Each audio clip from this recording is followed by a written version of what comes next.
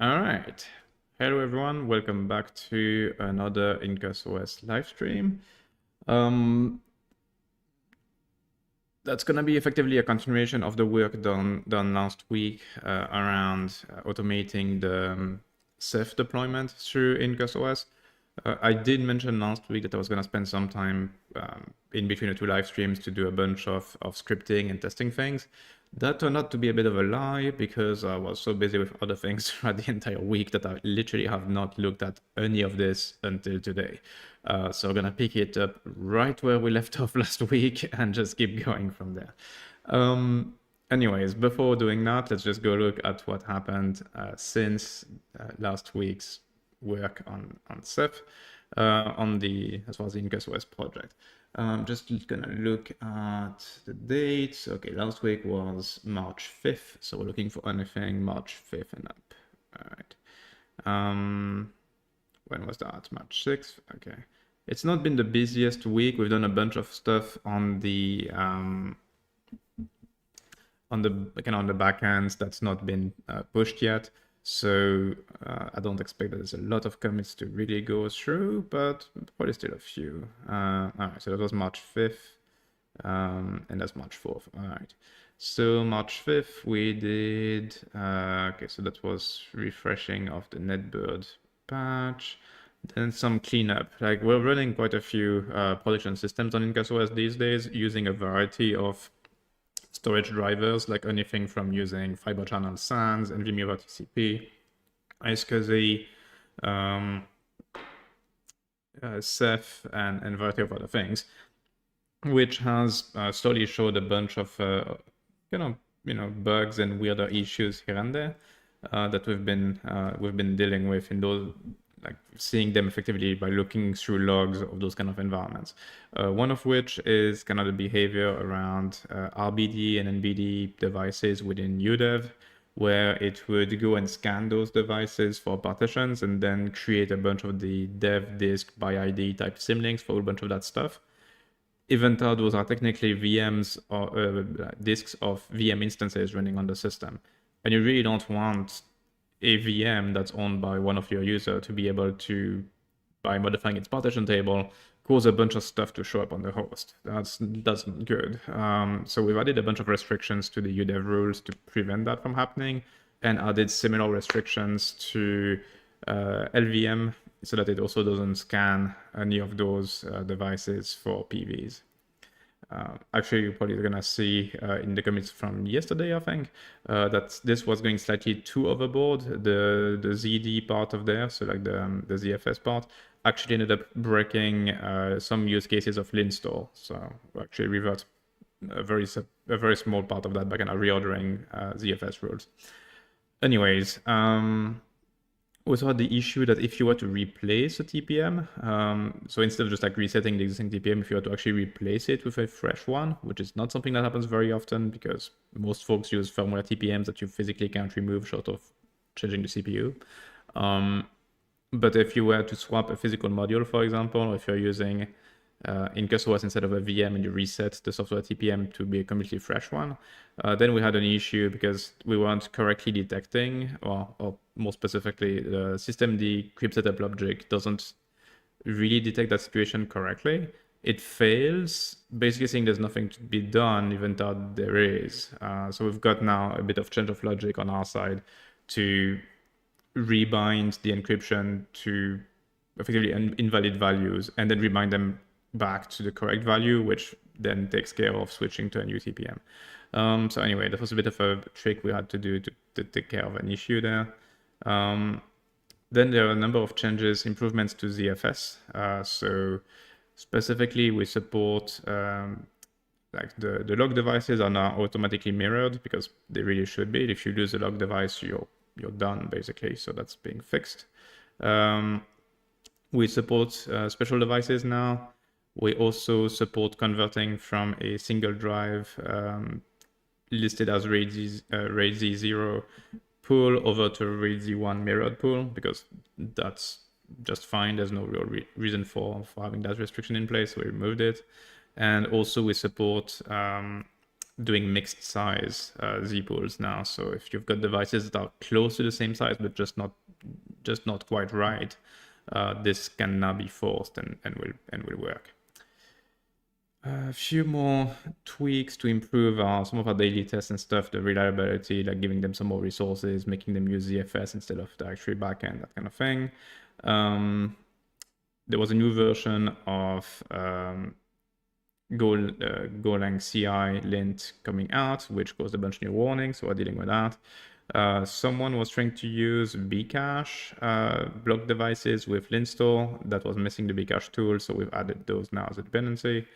Yeah, more cleanup on the CI lint side of things. Still CI lint, still CI lint, still CI lint, but a good one, which is like we really need, like effectively limiting any public API on the download side to 1 meg, so it can't be easily DOS'd by someone. So that's good. And yeah, still CI lint stuff. Next up, we have okay, so that's just an improvement for doing the build process to pass the correct Debian front end in case there's we'll probably pass it as non-interactive, which is what you need to be able to install some specific packages. So we are doing that now.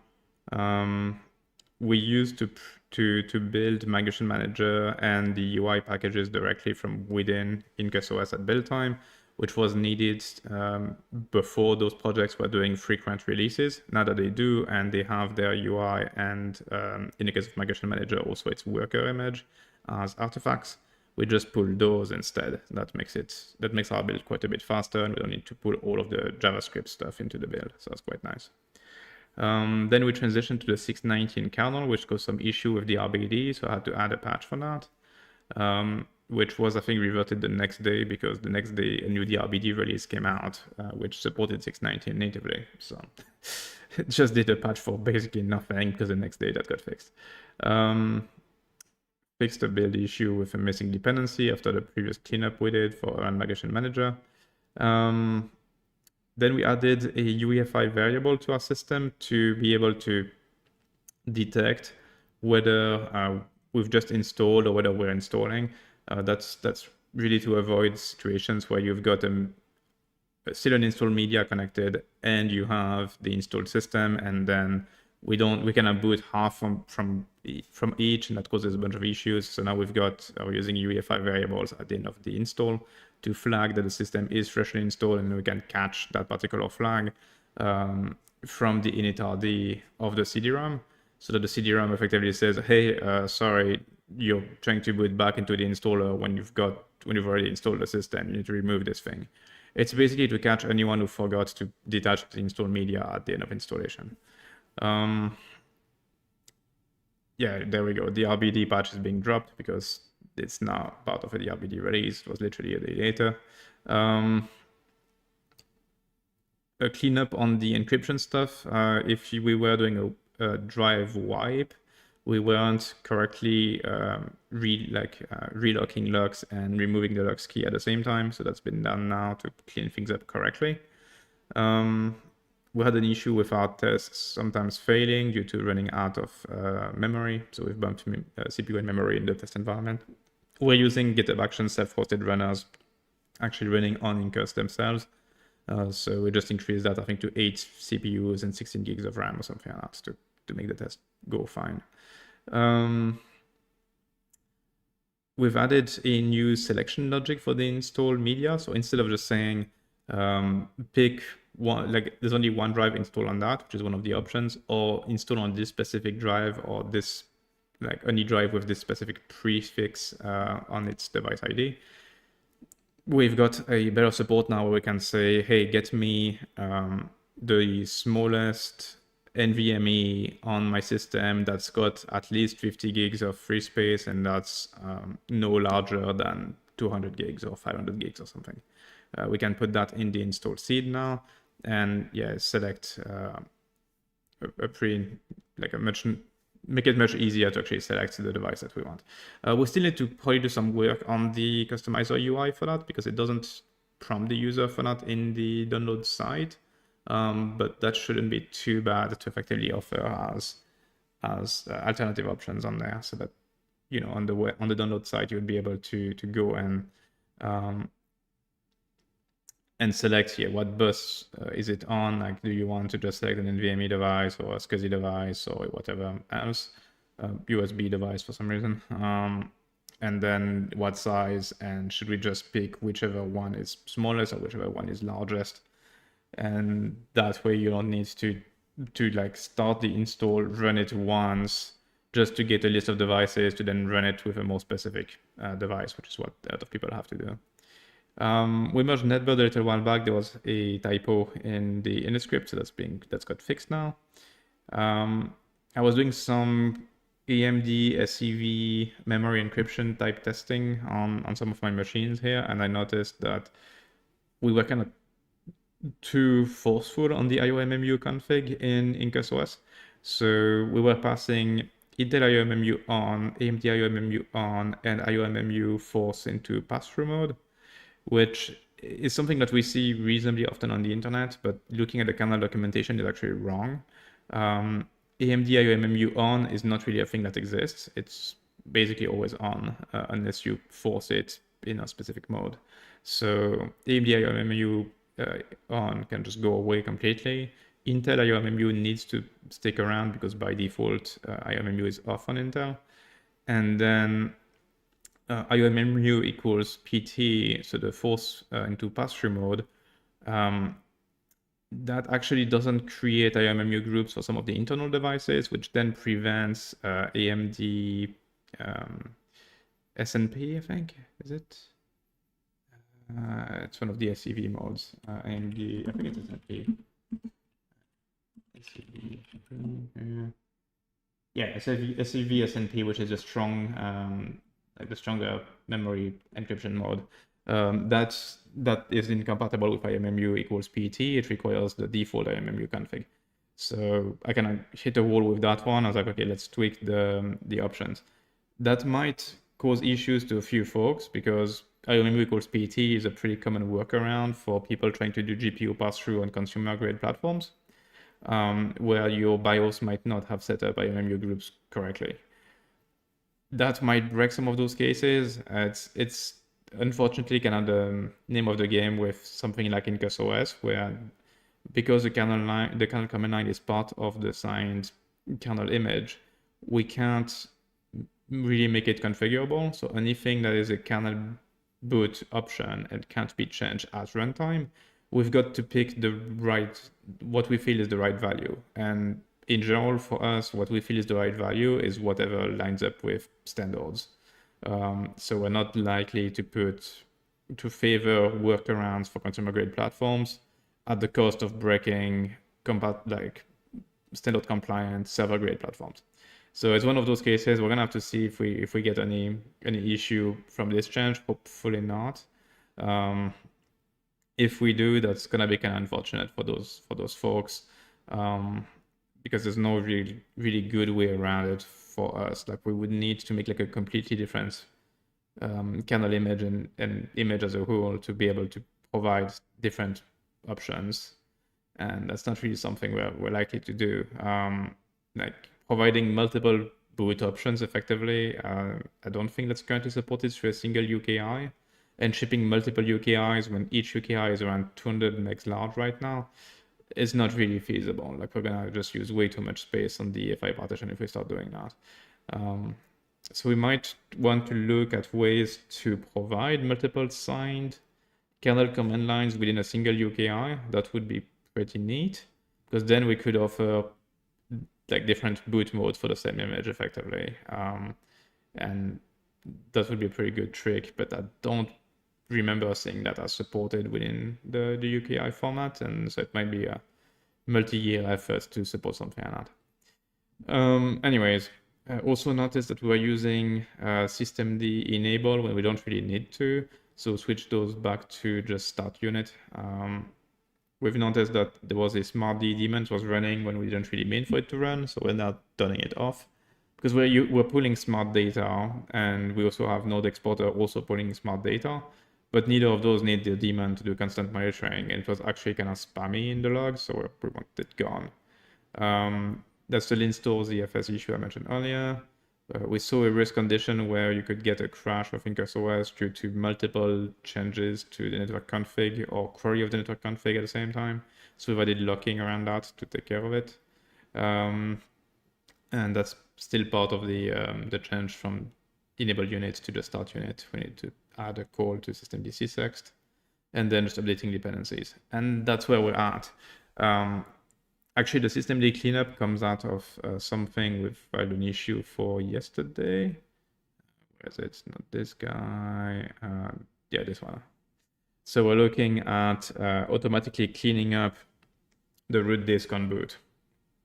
Basically having a list of paths that needs to actually be persisted across reboot. And anything that's not in that list, have it go away automatically on boot. That will help with some of the space issues we've seen some people run into maybe, but the main point for us is that it will effectively make all systems behave the same, even if they've been even if the older systems that have been running for months, that have gone through some stuff and have had different units and whatnot get configured in systemd. Like IncusOS handles all of the service and application startup that we need. Everything else should effectively be throwaway, and we just have like a subset of paths that we do care about that do need to survive cross reboot. I actually just noticed one that we forgot to put in there. Sysctl.d start, same thing is for R15, so like a specific prefix that we want to keep around. All right. So that's something we'll probably look at doing in a couple of months, effectively adding logic where as soon as the root disk is decrypted on boot in the initRD, we just go and clean things up so that the rest of the boot starts basically with a nice clean state with only the persistent data that needs to be persisted being around. Anyways, now back to what we're doing, which is the Ceph support as part of that larger issue of offering like a full Incus deployment initialization mechanism. Like I've actually done some thinking about some of those aspects, even though I've not been able to really work on the logic itself.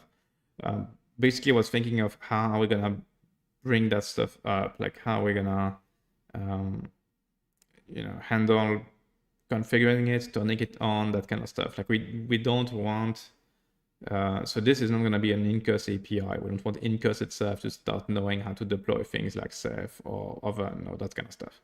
To me, it makes more sense to do it at the IncusOS level, because outside of IncusOS, you would use effectively Ansible to do this, or use Terraform to create the infrastructure and then Ansible to configure it. Within IncusOS, we have a pretty strong wish to be able to do that internally. So it's effectively an IncusOS feature to handle that. And I don't want that to be super like a weird exception just for the Incus application necessarily on top of IncusOS. So it's kind of thinking of, okay, well, we'll need to introduce a concept of application configs, which we don't have right now. And then in the case of the Incus application, one of its config will be effectively because the configs for like services are can be complex structs. We'll have a complex-ish struct for the Incus application that will let us deploy services like Ceph, Oven, Grafana, Prometheus, whatever else, defined in there with whatever user input is needed by the user, and that will, unlike normal config that will be persisted fully by IncusOS itself on this config. This is kind of a virtual config that will be stored through the objects that exist within Incus and be read back effectively from Incus. So there will be a bit of a bridge there so that it looks like a normal config at the API level within IncusOS, but behind the scenes it actually creates and deletes and sets properties on containers running within the internal project on Incus. So that's the rough idea for how we're going to actually be integrating that stuff inside of IncusOS to keep it pretty clean and keep it with a structure that makes sense even across multiple applications. All right. Anyways, we're pretty far from that. We're still at the trying to get Ceph to behave side of this whole thing. If we get a terminal here, there we go. Just zoom things in a bit, and I'm trying to remember what cluster I was doing that stuff on. I think it's on cluster 01 that I was doing this. Incus project internal. Yeah, that's what we were. Okay, Ceph Central 01. And I do think I've got some rough notes for kind of the files and stuff we want to persist and general structure. So the first step now will actually be, and I need to give you a second shell on that same environment. Incus projects internal. Okay. The goal for now will be to create a shell script that does the deployment the way we've done it manually last time around. And that will get us Ceph monitor running on that first container. And then we can also expand that to do Ceph manager, Ceph MDS, and RBD mirror in that one. And then the script needs to be able to create a second container. Well, second and third, they'll be effectively identical to Ceph Central 0203.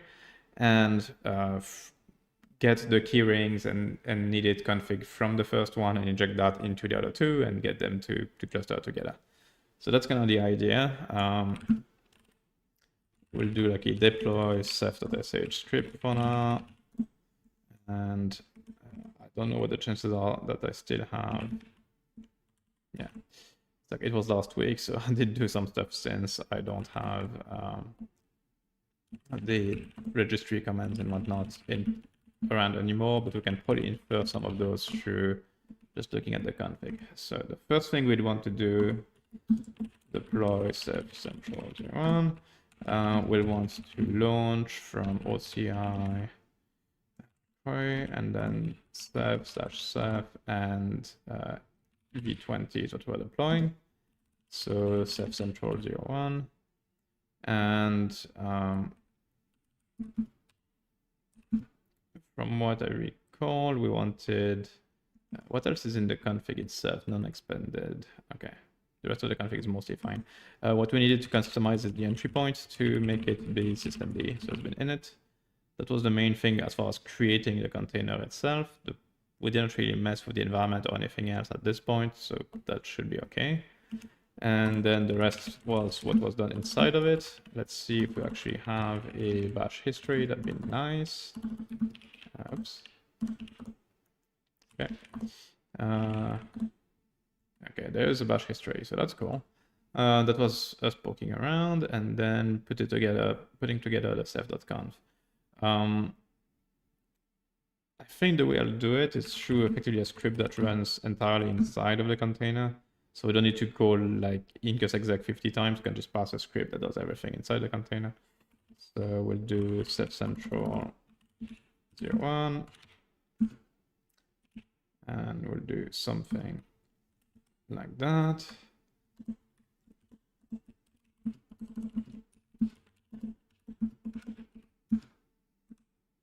Okay. That way, this will just get executed effectively through the shell in the container. Actually, since we pass it to sh anyways, we don't need to do that. And yeah, it's using EUX so that we get to see what's being run and handle errors as well. So first thing first, we need to generate a ceph.conf. So that will actually need a nested one of those.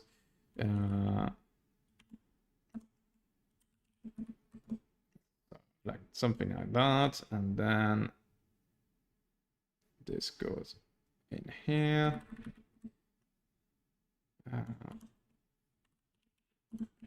We'll just do a variable called fsid, something like that. Initial member, that's us. The IP address we'll need. That's actually one of the problems we're gonna have, is that we don't really have support for IP in there. What's a good way to grab my IP address without IP or ifconfig being available? Is it using network D in there? No.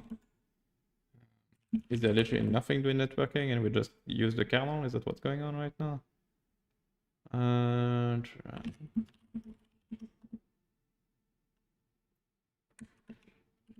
Is it just a plain text file? Yeah, okay, so I did. Okay, so the OCI container handles that for us, right? It would have done, it would have tried to do the HTTP and configured its series of .conf for us. So that's good, but still, I don't know if this, because IP uses netlink to pull the IP address, obviously, but I don't know if there's any file in /sys to get the IP address.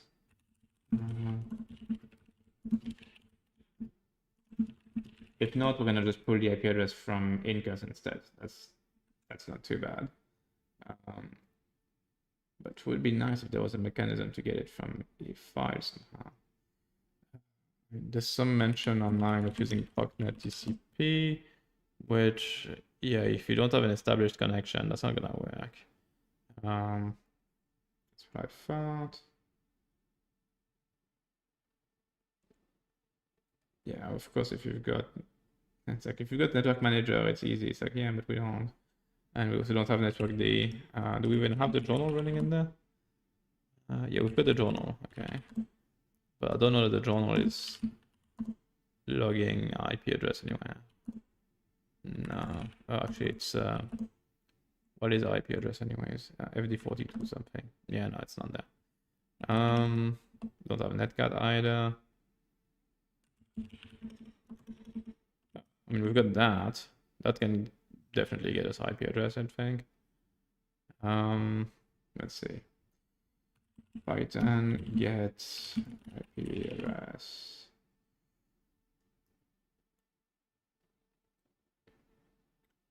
Well, that's a bit of a hack.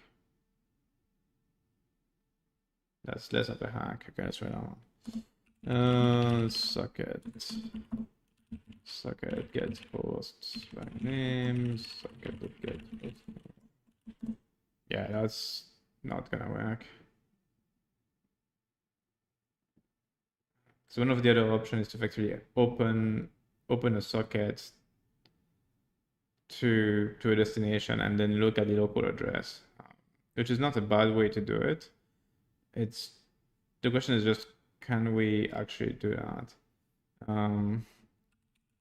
What was the net? Oh, well, this one is okay. If we get that packet, it's gonna make it a lot easier actually.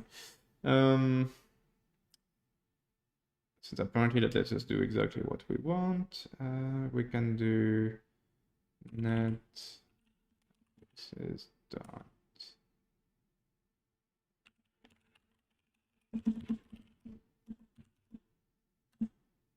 That's isn't that nice?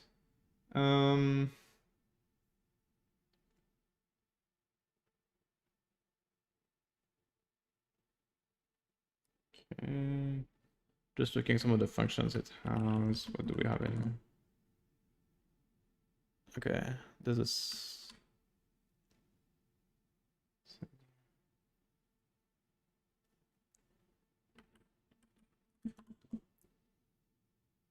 So it's got an ID and then the address. Okay. So we can see the MAC address, we can see the IPv6 address, and then the link local.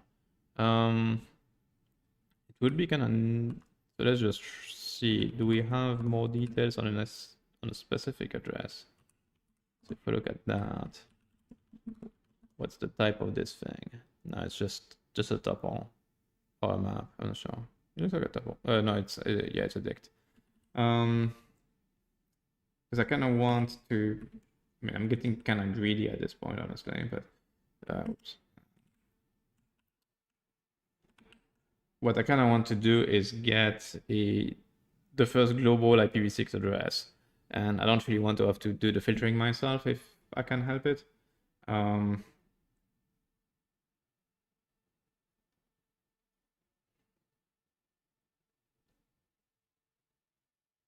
Oh, yeah, but the other option actually might actually work just fine for us. Let's just try that. That's probably simpler.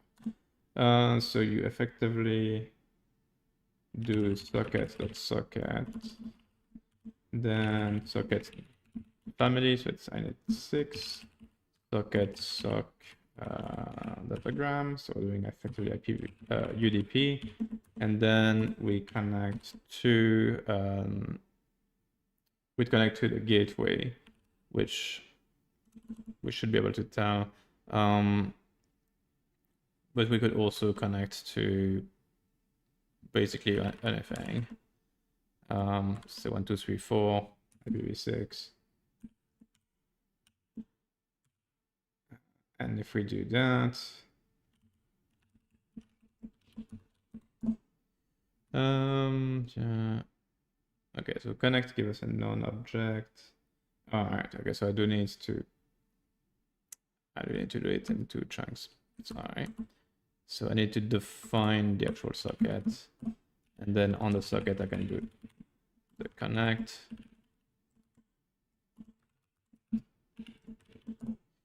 And then I can do get socket name on there. Yay.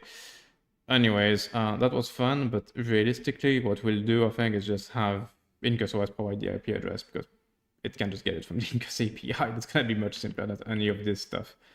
So what that means is we're just gonna do something like so instance name is provided by IncusOS, so instance name and instance IPv6, and we'll effectively hardcode those in the script for now, but they will be the things that IncusOS will provide us with. So Ceph central 01, there we go.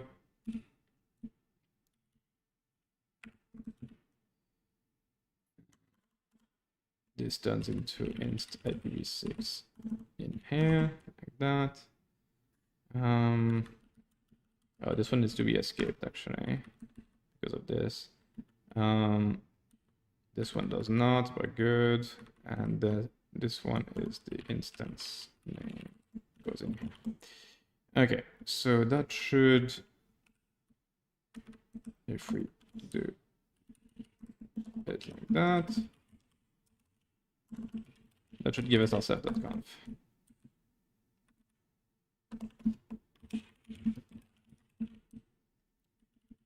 Okay. Then if we go back to the history, did we have more or less anything in there? Yeah, we've got more. Okay. So ceph.conf is good. And then we need to go and create a bunch of, well, create the initial keyrings and that kind of stuff. So that we can probably just copy paste.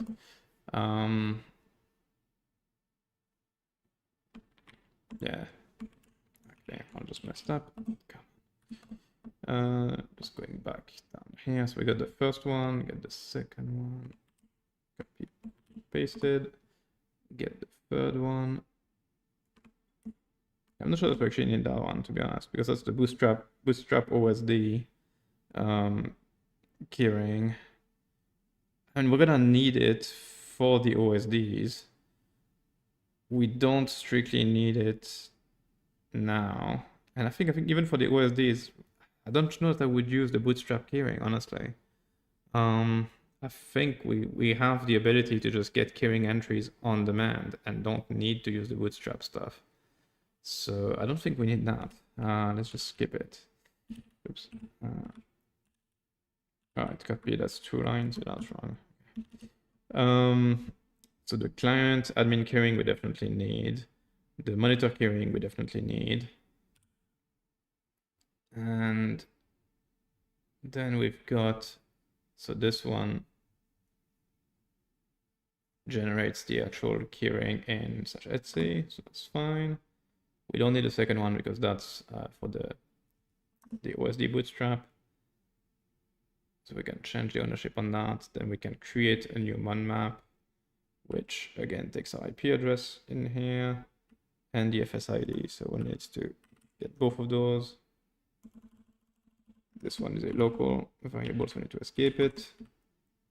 This one is coming from the outside, so we don't. So that's inst IPv6, and this is the name. So we need to actually use all the variables basically. Something like this. And then once we've done all of that, we need to create the actual path for the daemon, and then create its file system. And I'm pretty sure we had a permission issue last time. Yeah, we did. So we need to actually fix up mon ceph. Actually, this one is the inst name, so we need to put inst name here. Same thing here. Same thing here. Okay, so that's putting that's fixing up the permissions, and then once that's done, we can do enable, and we can do enable now so that it starts immediately, since we do have systemd in through this script. Okay, and that should basically bring things online. We can do some initial basic config.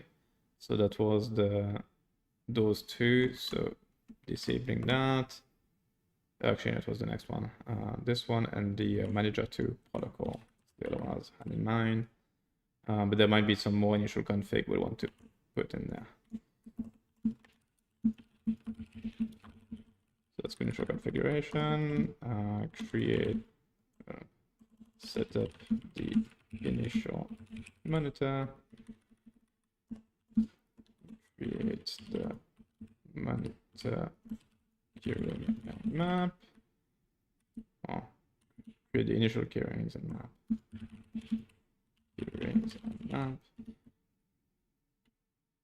And that should basically be Ceph functional in theory. Probably not. I'm sure there's something wrong in there, but we're gonna find that out very quickly. So let's just nuke the instance. And then create it again. The problem we're gonna have is that the IP address is not gonna be the same. So we're gonna need to handle that.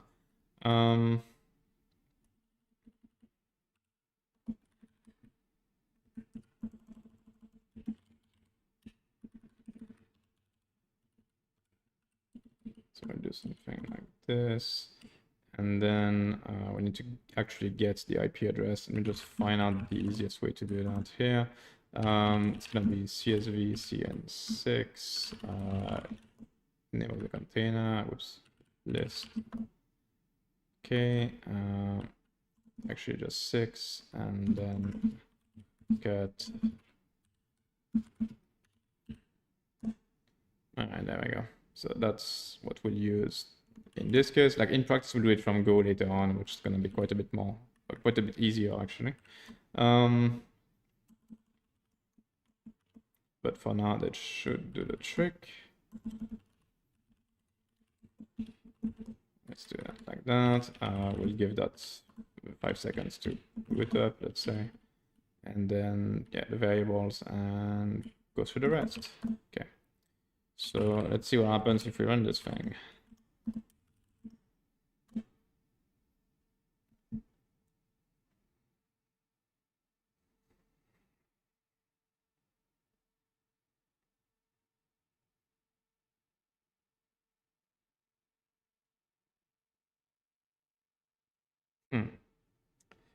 Okay, that didn't go according to plans. Central can go away. FSID and bound variable.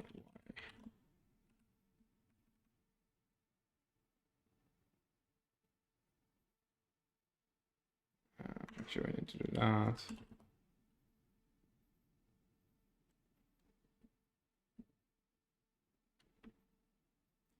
Oh, it's because I probably use it from somewhere else.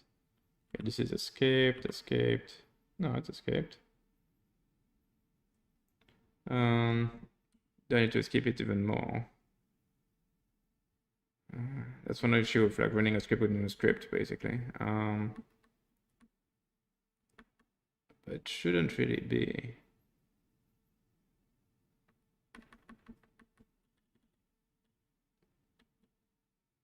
It's supposed to run with the UX. What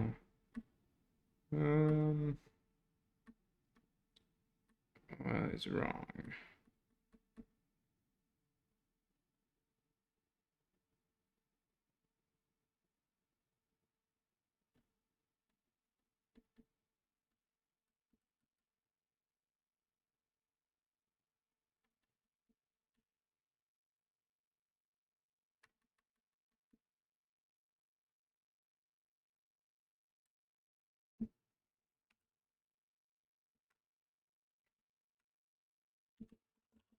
Let's try that. See if we make it that far.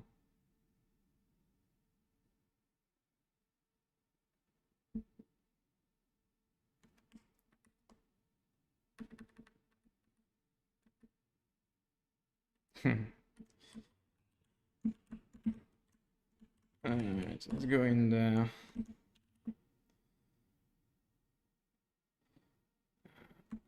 This time it's mad. What did it say? Yeah, it's still mad here. Okay.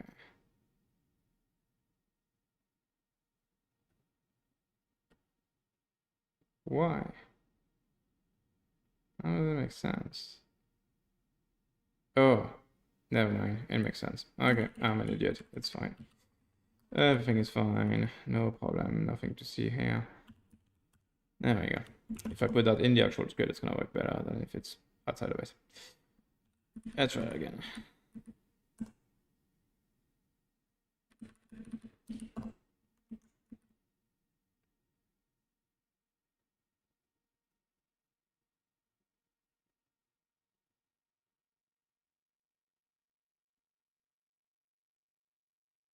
Okay, that's progress.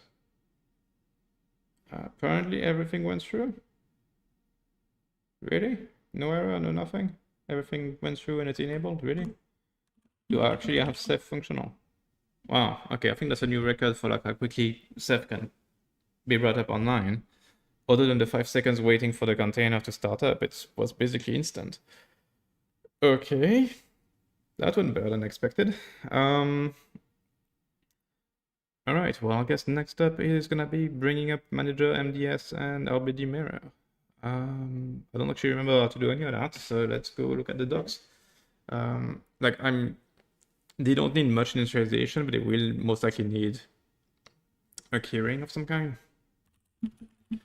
Right now, what do we have in there? Okay, so it did generate a bunch of keyrings for us anyways. So we've got, that's the admin keyring, and then it's got bootstrap keyrings for MDS, manager, OSD, RBD, RBD mirror, and Rails gateway. So effectively have all of those already existing, so we can probably just use those as the initial bootstrap keyring for any of those services. Anyways, let's go look up the doc for deploying Ceph. Fine. So we're kind of going through the manual installation guide last time, which monitor bootstrapping, okay, manager daemon config, sure. Ceph manager administrator on each node where you're on, yeah, okay, that's fine. Manual setup, there we go. Ceph of get or create manager.name. Okay, so it creates the specific. I don't even know why the bootstrap one still exists then, because it actually does create specific manager keyring per manager, which makes sense. That's what I was gonna do anyways. I'm just surprised that all the keyrings still exist. Anyways, okay, so manager is gonna be also on Ceph Central 01. Monitor allow profile manager, OSD allow all, MDS allow all. Okay, so that gives us our keyring. There we go. Then we need to just create the path. So it would be, okay, if we go look at the script, basically, oops, it would be pretty similar to the initial monitor setup effectively. We'll just do a new section here, set up the initial manager, and it's gonna be instead of mon, it's going to be manager. And then this command is going to be different. And we need to run this guy to get the keyring. So that's int name here. And basically need to write that down into here, keyring. Okay, so that's the keyring file itself. And then, okay, then you just start it. Okay, so there's no even need to initialize anything. So we just need to fix the ownership of the path. So mon becomes manager, and then Ceph manager service. There. In theory, that might be as simple as it gets. So let's just redeploy the whole thing for good measure. Actually, I wonder how quickly it gets its IPv6 address. I think the 5 seconds might be kind of overkill. Oh, it's the unpacking that takes a while. Okay, never mind. Running 1, 2, 3, 4, 5. There we go. And in theory, it is up and running. Let's see. Yep. No manager, no daemon active. Okay, so there's a problem. Let's see. That is not the problem. Oh, there we go. I just took it a while. Manager Ceph Central 01 active 3 seconds. Okay, so manager is done. MDS. Was there anything similar needed for MDS? Let's see. Ceph. So MDS would be, how do they call it? It's the file system. This one. Okay, so it's FFS. Object gateway. That would be Rados gateway. That's RBD. Storage cluster. I mean, it's probably under file system still.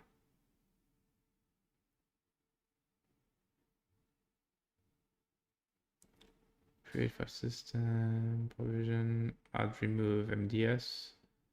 Yeah, maybe. Is it? Deploying a metadata server. Yeah, that's kind of what we want. Adding an MDS. There we go. That's what we need. So, and it's another one where like you just need the keyring, you don't need anything else, just start it up and you're good. So it's the same thing as manager, but for MDS, basically. Initial metadata service, so that's MDS. Yep, there we go. The comment's gonna be a tiny bit different, but it needs different access rights. And okay, yeah, basically just write it already to the right place. I just need to change that path to ours. So we need this here, and instead of manager, it's MDS. Okay, so that's gonna go away. MDS, MDS, and MDS. Okay, easy enough. I mean, we might as well just do RBD mirror and then try all of them at once. The initial RBD block device mirroring. Just go ahead like that, so we better understand what it is. And I mean, it kind of sounds like it's gonna be more of the same, but maybe not. Alright, let's see, RBD mirror, where would that be in there? Yep. I mean, maybe in the block device, maybe? Or is it a separate thing for the, they have a separate entry for the mirror? They don't. Block device, nope. Okay. RBD mirror daemon, sure. RBD mirroring. Okay, there we go. So that's the profile we need, and then enable the service. Okay, cool. All of the same.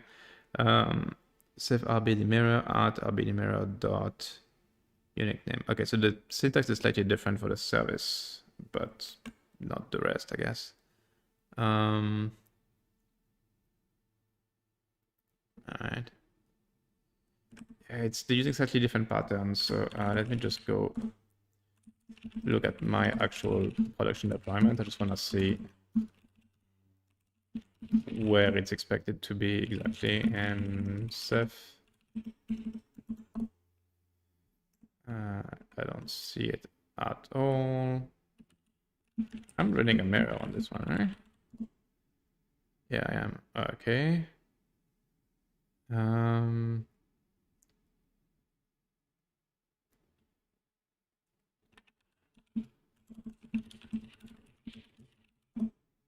What is it reading? Set client. Okay.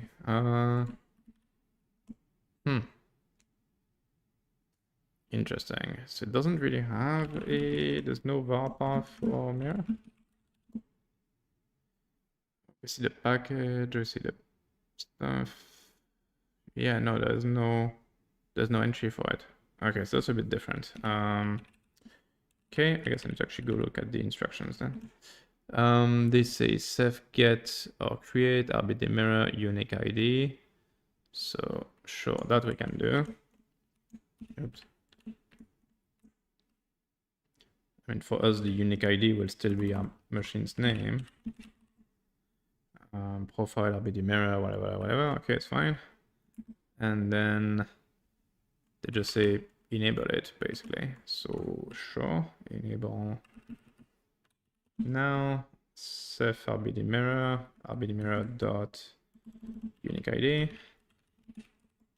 Like that, I guess. I mean, that's what the doc says. I'm not super convinced personally, but maybe. Let's try.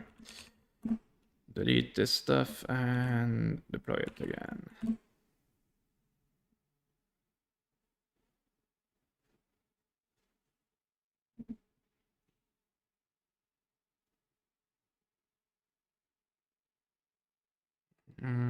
Okay. I mean, nothing failed, but that doesn't mean it's working.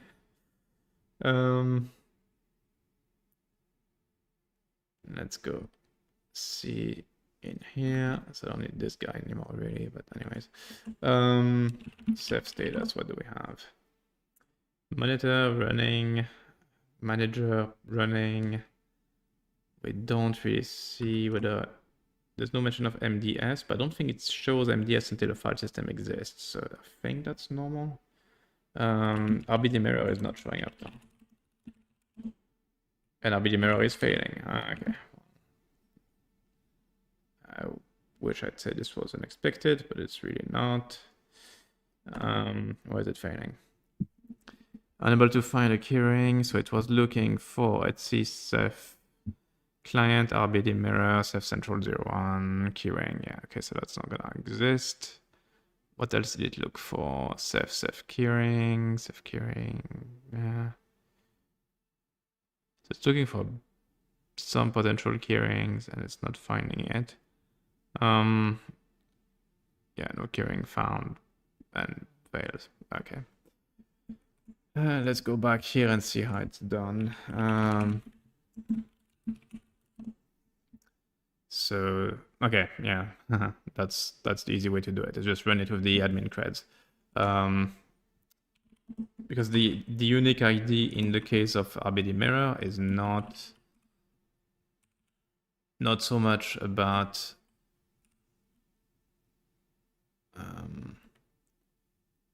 I mean, I guess we could do something like, I mean, we could write those creds and then have it consume that. That's probably okay. Instead of straight up passing the admin keyring. I don't love the idea of a random daemon using the admin keyring. It's kind of bad practice. So if we write that keyring in here, let's see Ceph client RBD mirror dot Ceph central 01 keyring. That should work. We just need to make sure that Ceph is allowed to read the file. And then enable it, and that should be fine. Obviously, we need to use the right variables everywhere, but that's currently not the case. So instance name here, more instance name here. And we're already good here. Okay. Let's try that again.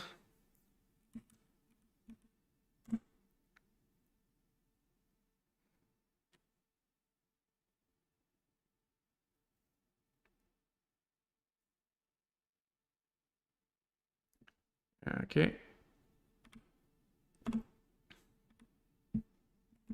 Let's see if anything failed. Yeah, just that one thing, but that one is expected to fail. It's fine, we don't care. And we're seeing monitor, manager, MDS, and mirrors all running. Status, reports, monitor, manager, OSD running. It might be fine. Again, if there's no use for the RBD mirror or keyring or MDS, that might be why they're not listed. Okay, yeah, that will actually see everything that's running. There we go. So if we do Ceph versions, it shows us the version of all of the different services. And we can see we've got monitor, manager, MDS, and mirror all reporting correctly with 20.2 as the version. So we're basically good. Now what we want to do is actually be able to scale it from there, because we want not one Ceph Central, we want 3. So as we deploy Ceph Central 02 and 03, we're going to need to get more keyrings effectively out of the leader, or we can use the admin keyring, put that in place, and then use it to generate the other keyrings and maps and stuff that we need to grow the cluster effectively. Okay, let's try to do that, I guess, by hand first. So just create Ceph Central 02 and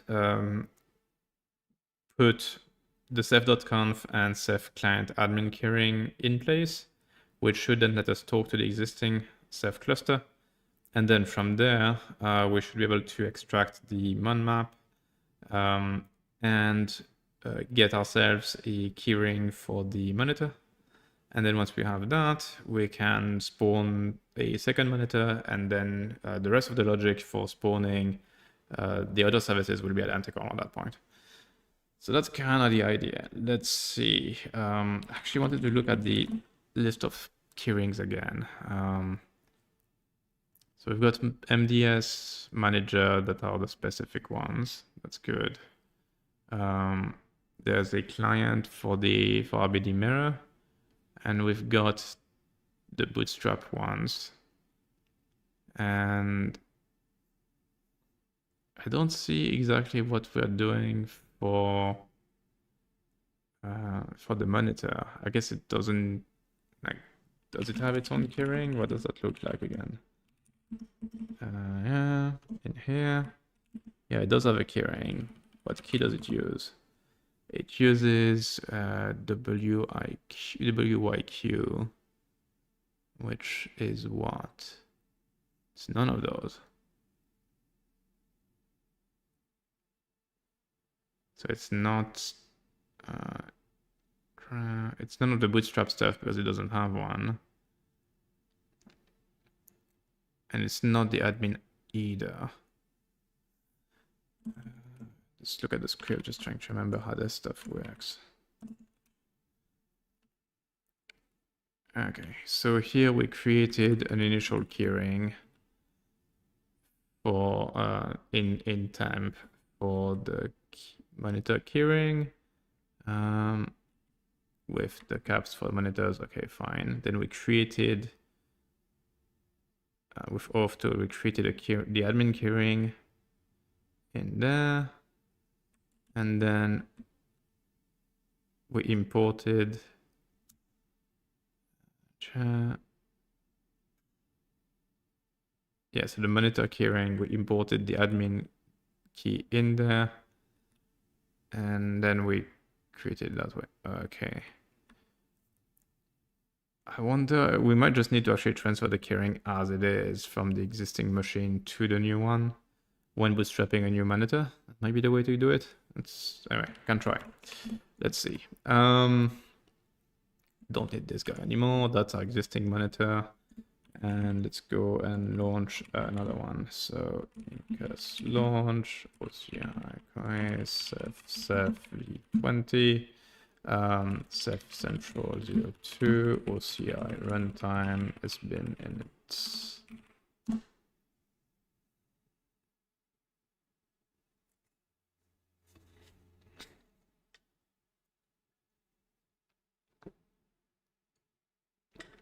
Not runtime, entry point. Entry point. Here we go. Let's try it again. Okay, it's unpacking the image again because it's gonna have put it on a different server than the existing one. That's kind of the whole point of having multiple Ceph centrals, that we want them spread across the IncusOS cluster. So it's transferring that and then packing it on the correct system. It's not a small image, as we've seen. It's got like all of the Ceph stuff plus systemd is running in there. All right, oops, there we go. Okay, it's running. We've got its IP address and everything. So let's go in there. And as mentioned, the first thing we want to do is actually go from the existing one, get ceph.conf and the admin client admin keyring. We want these two transferred. So ceph.conf, and we want the ceph config as it is. This will need to be updated once the cluster is fully grown to include all three of the IP addresses. But right now, the only one that's functional is the bootstrap one. So we just want that into, like, added to all of them. And then at the end, you can kind of swap that. So doing this, I should be able to talk to Ceph now. Should be. Is there any networking issue going on between these guys? So if I try to ping this guy from here. Ah, well, that's convenient. Okay. What else can I do? I can grab, I think Oven Central would be running Debian, so it probably has ping. Okay, Oven Central. From there, can I ping this guy? Yes, I can. Okay, so that's not the issue. I was expecting it to be the issue. I was expecting it was some kind of issue with the mesh, VXLAN mesh network stuff that we've got running. That would be a problem, apparently not. Okay. So that's not the issue. It's an MTU issue. That very well could be.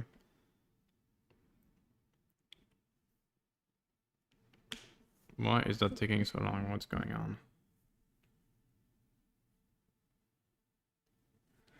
That's weird. Not sure why network list is taking forever. That's not normal. But anyways, I just want to look at the specific network we're running on. So network show mesh BR0 there. What's the MTU? It's not showing a low at MTU. It's weird. Info. Does that show me a low at MTU? Yeah, 1400. Okay, so we do have a low at MTU. Why don't we see it here? Weird. Anyway, let's see if the systems have gotten the memo. Again, with that IP link, it's going to be kind of difficult to figure that out.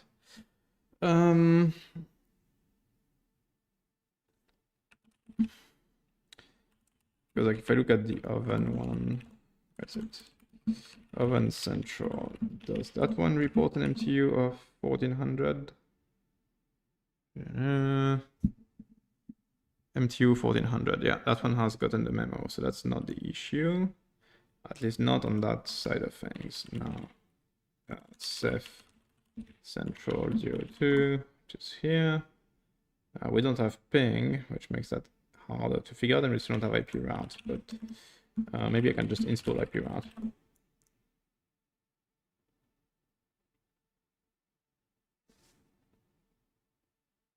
Because that would actually let me check what the state of things are as far as the network config. That's not going particularly quickly. I mean, it's going through at least, so that's good, but it's not going quick.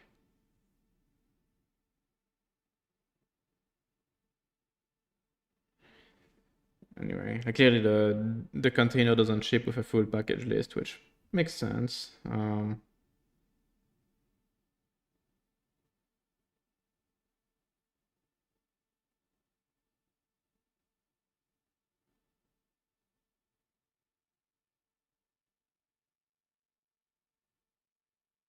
Okay, just IP route maybe? Yeah, okay, cool. Let's do that then.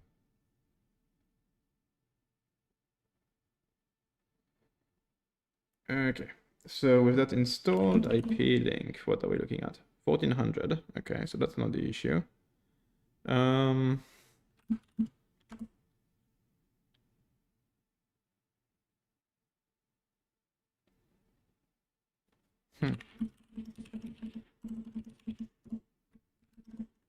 Just checking. So this guy is happy, right? Yeah. OSD count is 0. That's the problem. Sure, that's fine, but this should work. I'm not sure why it doesn't.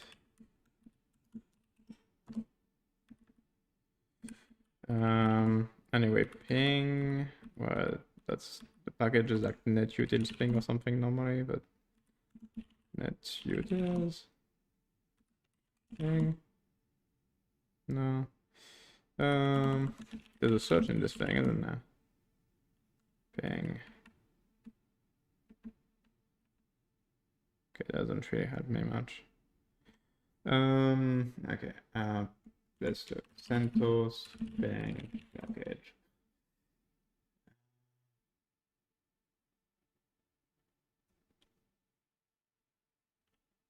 Install. IP utils, apparently. Sure. Let's do that. Okay. Yay. Okay. So,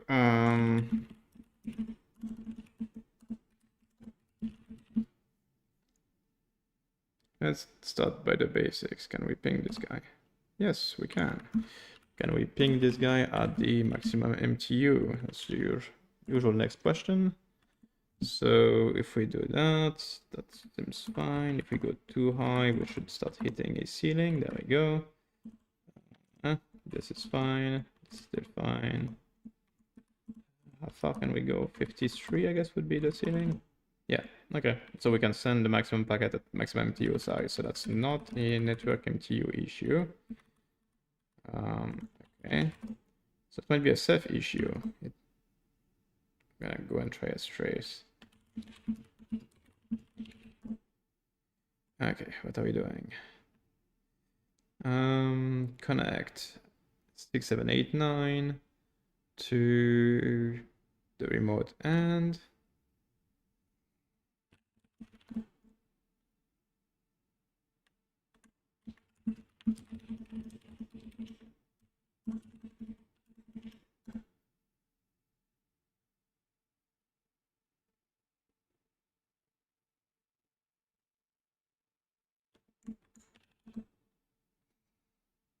We're missing a lot of tools, aren't we?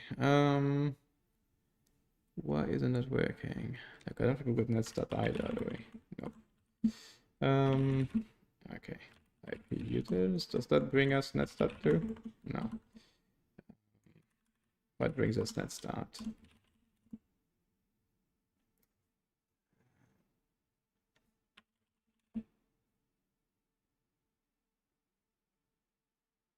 Nets-tools. How many packages are we dealing with? Okay, I want nets tools and I want S-trace as well. Go, give me all of those. There's the install here.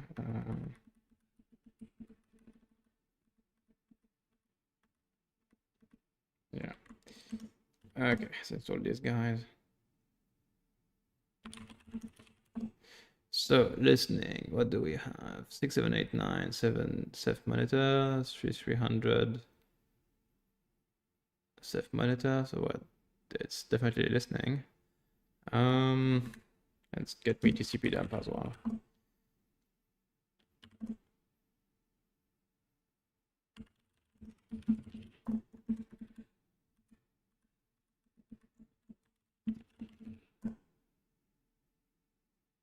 Okay, now this is weird.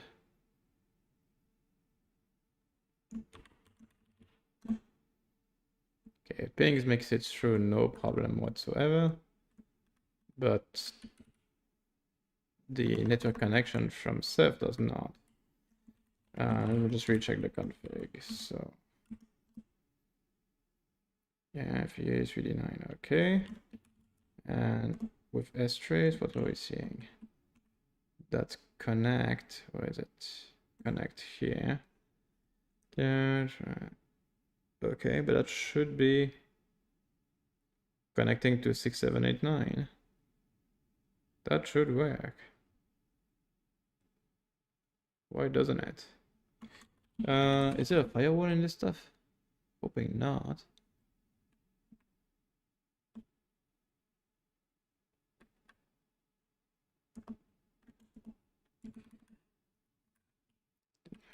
I'm guessing I still don't have netcard. I might need to install that. Still don't have netcard. Okay, fine. Netcard. Yeah, this one has a package name that makes sense.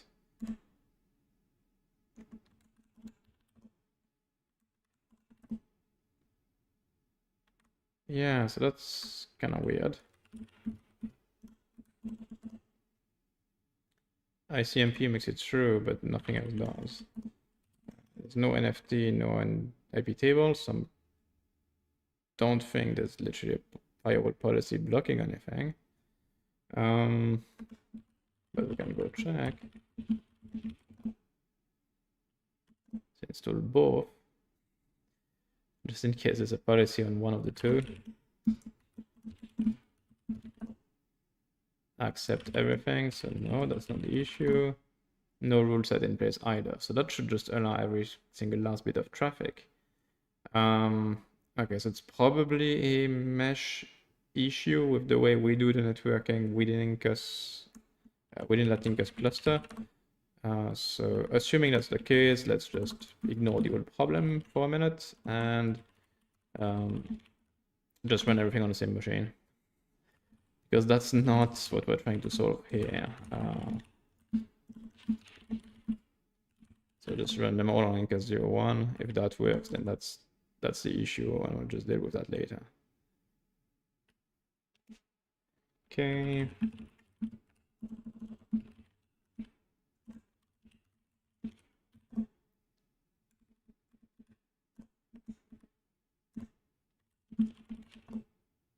Yay. Okay, so it's some weird network overlay issue that I have to deal with later. But anyway, not a problem for now. I'll just have to change the script to effectively, for now, all of the launches will just force them onto a specific server. So that we don't run into that problem. Okay. Now that I've got 0.2 in place, let's go and set up a second monitor. So I think for that we literally just do the same logic again, basically. So we want to create its path. So Ceph central 02. We want to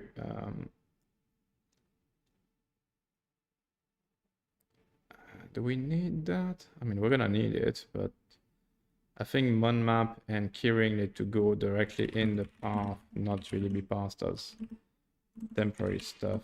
Yeah, do we have a monmap in there? We don't, we just have the keyring. Okay. So we might still need to do that. Okay, fine.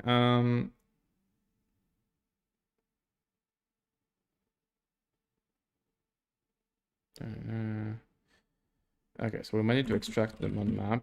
I don't remember how that works, but I think there's a command for it somewhere in there. Cephmon get map. Yeah, there we go. So Cephmon get map at TMP. It was kind of the path it was using in here. It was monmap. Okay, well, that's easy. Okay, and the keyring for, so this one we might just effectively copy the one we have here. That's the one keyring. And then once we've got these two in place, we can go and run our command here. So that would be Ceph central 02, man map, keyring, whatever. Okay. Cool, that worked. And then once that's in place, we need to ch on, oops. Yeah, ch on it and then start. Okay. It's fine.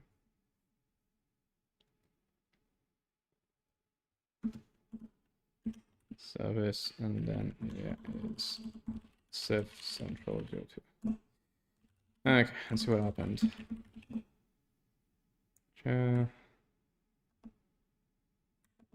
Still see one daemon, so that didn't work so well. Didn't fail, also didn't work.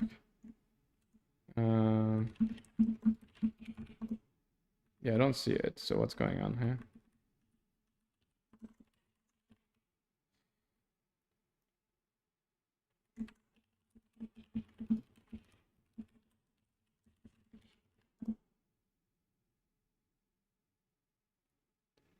I did see now, which is...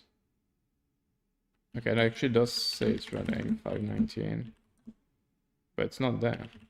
Exited failure. Okay, cool, but you... What? Well, I guess it was still retrying it, so that's why I didn't see it in the failed log earlier. Okay, let's see why it's mad.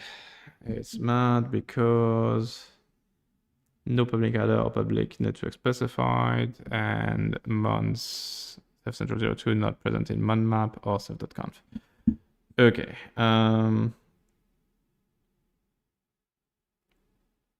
Sure, we can do that.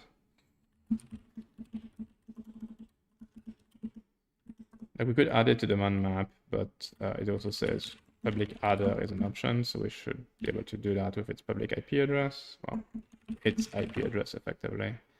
So it's this guy here. I think in the past I would just do public network effectively and pass the subnet as a generic thing for the entire chunk, and that was enough. I don't know if that's still the case. And FF60, so that. Is that enough to make it happy?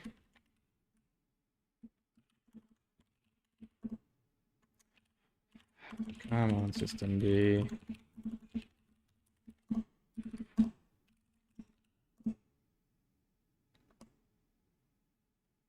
Started. 2 daemons. Yeah, okay, that's enough. Cool. That's actually cleaner. And yeah, and once that one is up and running, then doing the rest of the bootstrap on the system works the exact same way. So let's try and automate that real quick, and then we can wrap up that stream. So the first thing we need to do is actually we do a net IPv6 and put the subnet in there. So we can put it in here as public network equals net IPv6, like that. And then we want to deploy the second one. Yeah, I kind of regret having done the instance name kind of that way now, but I guess we can pass it.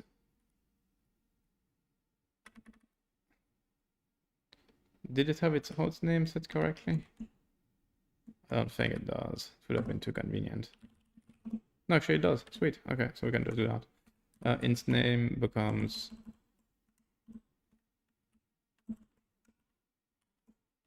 host name. There we go. Okay, so that's deployment for the initial server. And then if we want to deploy the rest,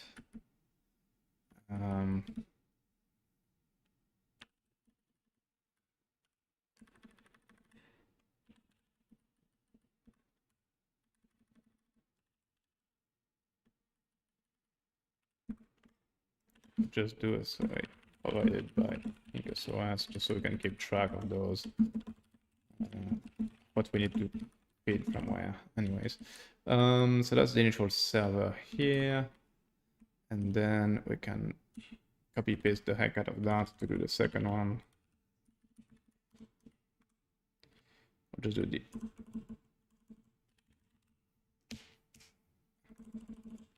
other two servers.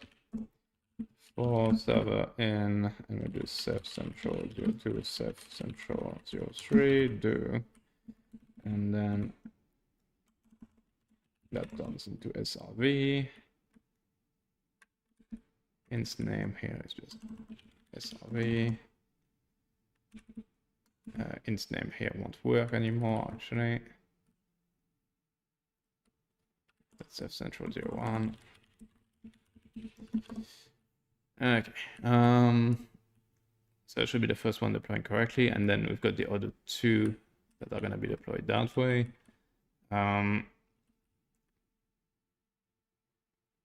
we said effectively the ceph.conf and keyring stuff will just transfer from the other one, so I don't need that.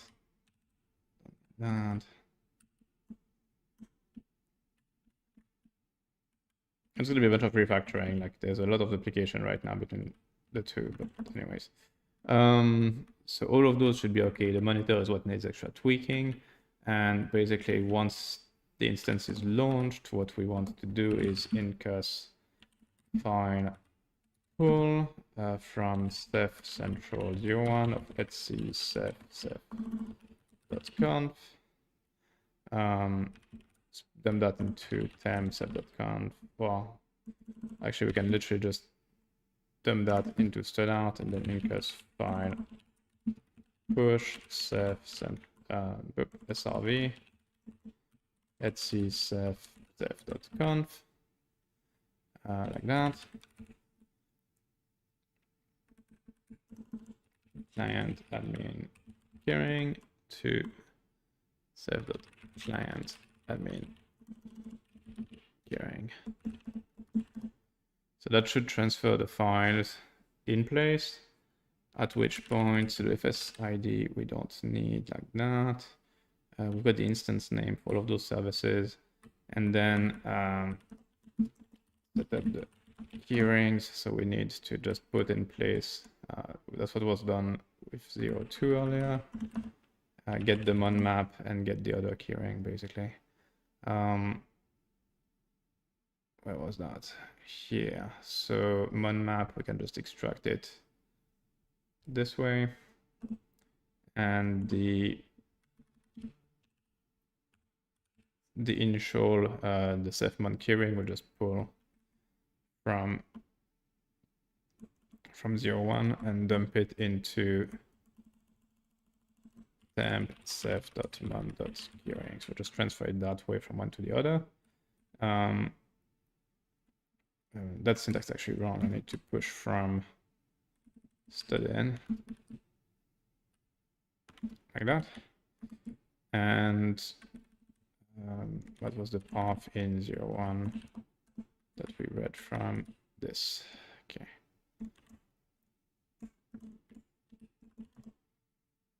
Okay, that should put the files into place. And then we should be able to run makefs, start it, and everything should work. Let's try that. What are the chances that this thing will actually work? Not very high, since there's a for loop I forgot to close. Okay. I mean, still not very high in general. The likelihood that I messed something up in here is extremely high. But it doesn't take long to run, so let's just try it.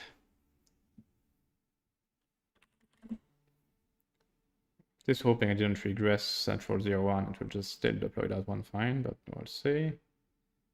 Invalid IP ports. Yeah, that's not good. That failed already. Let's kill this one and delete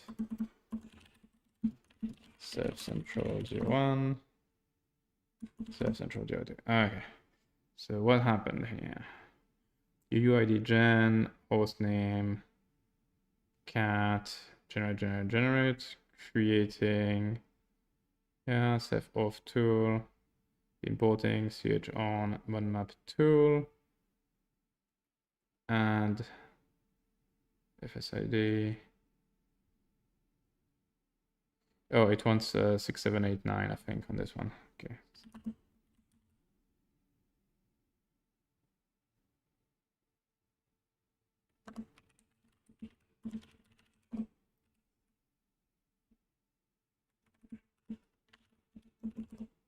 Probably. Let's try not.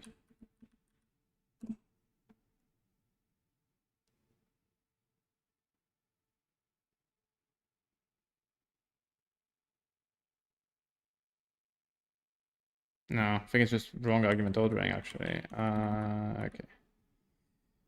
Delete number 2, and I need to go in number 1 and look at modmap tool. What did I mess up?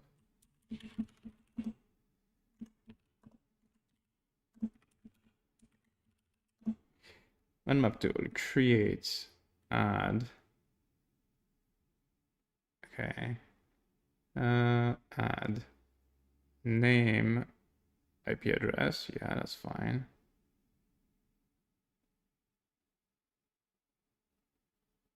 FSID followed by the FSID and temp modmap. Okay, what did it look like we did? Modmap tool, create, add. And oh, there's the name that's missing. Yeah, okay, that's the issue. All right. So it might not actually need the 6789, so let's try to not do that then. But inst name here didn't work because, oh, okay, yeah, never mind. It's obvious. I changed the scope. So this used to be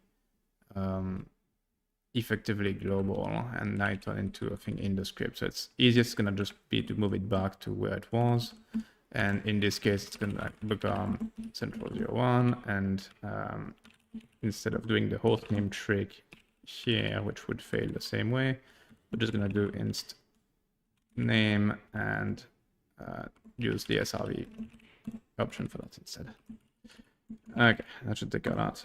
02 is gone, 01 is gone. And then we can just rerun that, deploy, and let it go.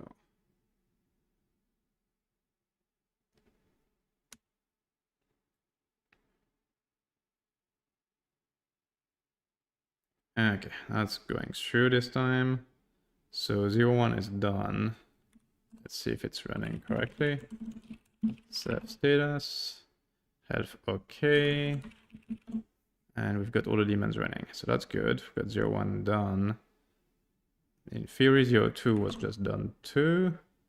Okay, MDS is up, manager is up, monitor is not.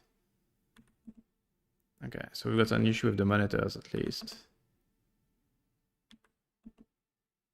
Yeah, the others seem to be all going back online, all going online just fine, but the monitors don't. So let's go see what's up with the monitor. Oops, Ceph central. System failed. Nope, no failure, really?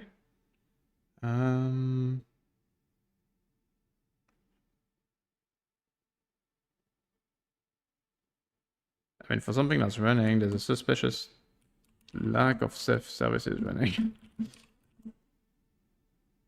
Yeah, there's basically nothing running on this thing. What's going on?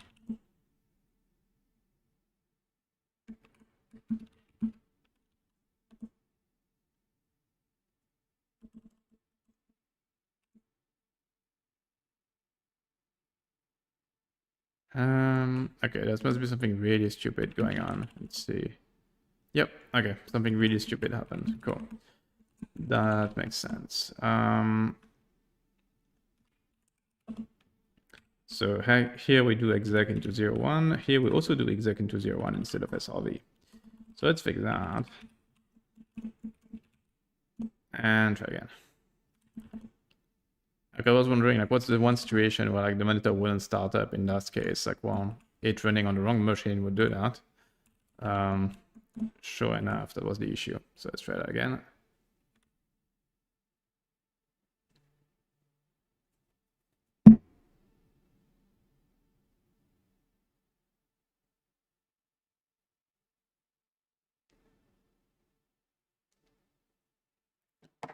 Okay. So Ceph status should be fine. Yep. It's running one of each. Very good.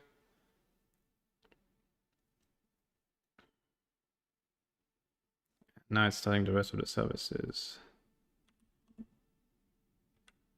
Yeah, 2 monitors this time. 2 of each. Yay, we're good. And repeating that with the third server should work just the same, since it's literally the exact same code running another time. Okay. Yep, and just the manager, come on. There we go, 3 of each. And that's how you get a HA Ceph cluster. It's still missing the actual disks, so the OSDs are not running. But as far as bootstrapping the cluster itself, that's working.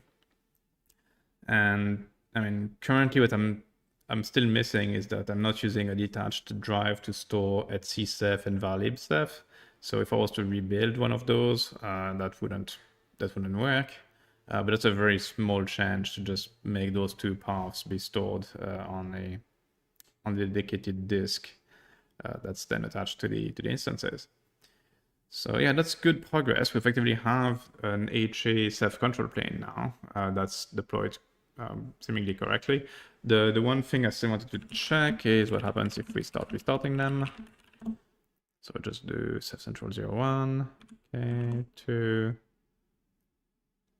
and 3, just to make sure they come back up and everything works. I'm restarting them much faster than I should, because at this point, they probably more than one was offline at any one time, causing actual issues. But since this is not a running Ceph cluster, it doesn't matter. And yeah, everything came back online. 3 daemons, 3 managers, 3 RBD mirrors. Yeah, all good. So that's, yeah, the control plane is HA. You can restart it, it's fine. With the volume trick, we'll be able to do the redeployment very easily. Just gonna need to put, well, that's gonna need to be turned into Go code instead of just being a shell script. And gonna also need to do the actual OSD deployment next, so the actual disks, which is going to be like 1 container per physical machine with all of the disks attached and then added to the Ceph cluster.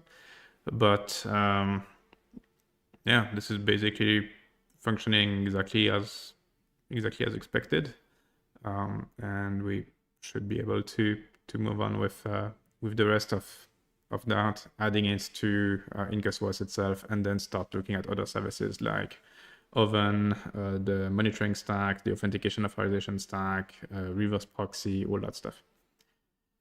All right, well, hopefully this was interesting and useful to you. If you've never played with Ceph, I guess you might have learned a few things or two about how the different things can get brought up together, at least. And then, yeah, the next step will be to actually put some disks and getting actual data stored on that. Anyway, if you've got any questions about any of this, feel free to leave them down below or go on the community forum. And next week is another normal live stream, I think. We've got a release the week after that. So I'll probably pick that stuff back up as a part 3 next week. Thanks a lot for watching. I'll see you then. Bye.